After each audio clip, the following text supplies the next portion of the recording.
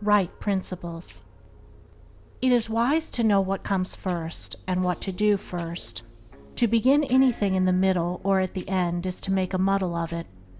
The athlete who began by breaking the tape would not receive the prize.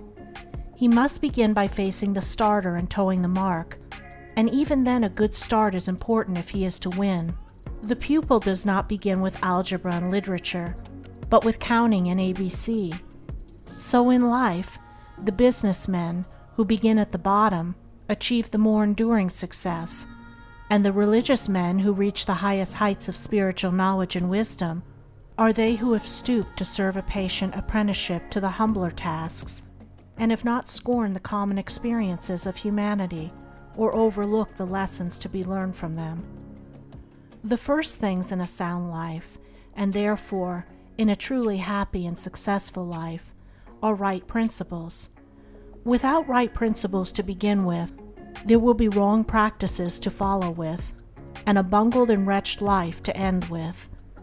All the infinite variety of calculations which tabulate the commerce and science of the world come out of 10 figures. All the hundreds of thousands of books which constitute the literature of the world and perpetuate its thought and genius are built up from the 26 letters. The greatest astronomer cannot ignore the 10 simple figures. The profoundest man of genius cannot dispense with the 26 simple characters. The fundamentals of all things are few and simple, yet without them there is no knowledge and no achievement.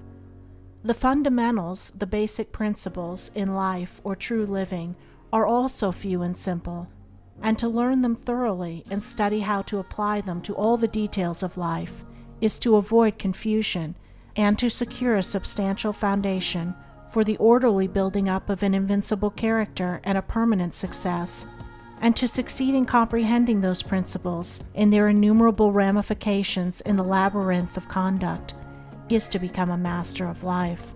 The first principles in life are principles of conduct. To name them is easy. As mere words they are on all men's lips, but as fixed sources of action, admitting of no compromise, few have learned them.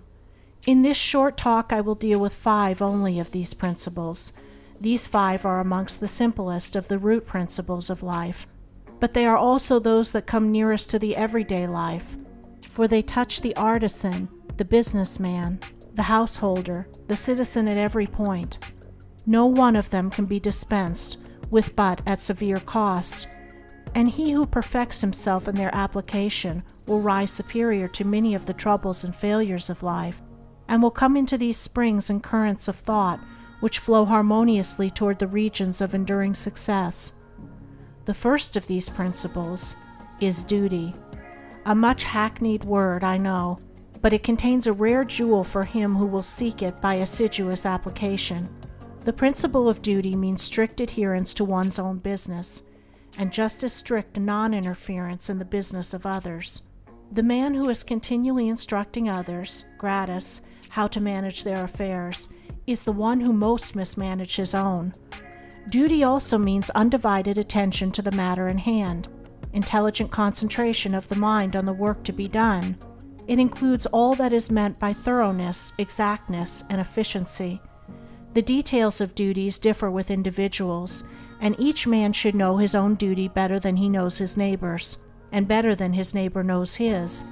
But although the working details differ, the principle is always the same. Who has mastered the demands of duty? Honesty is the next principle. It means not cheating or overcharging another. It involves the absence of all trickery, lying, and deception by word, look, or gesture. It includes sincerity, the saying what you mean, and the meaning what you say. It scorns cringing policy and shining compliment. It builds up good reputations, and good reputations build up good businesses, and bright joy accompanies well-earned success. Who has scaled the heights of honesty? Economy is the third principle. The conservation of one's financial resources is merely the vestibule leading towards the more spacious chambers of true economy. It means, as well, the husbanding of one's physical vitality and mental resources. It demands the conservation of energy by the avoidance of enervating self-indulgences and sensual habits. It holds for its followers strength, endurance, vigilance, and the capacity to achieve. It bestows great power on him who learns it well, who has realized the supreme strength of economy. Liberality follows economy. It is not opposed to it. Only the man of economy can afford to be generous. The spendthrift, whether in money, vitality, or mental energy, wasted so much on his own miserable pleasures as to have none left to bestow upon others. The giving of money is the smallest part of liberality. There is the giving of thoughts and deeds and sympathy, the bestowing of goodwill, the being generous towards calumniators and opponents. It is a principle that begets a noble, far-reaching influence. It brings loving friends and staunch comrades, and is the foe of loneliness and despair. Who has measured the breadth of liberality? Self-control is the last of these 5 principles, yet the most important. Its neglect is the cause of vast misery, innumerable failures, and tens of thousands of financial, physical, and mental wrecks.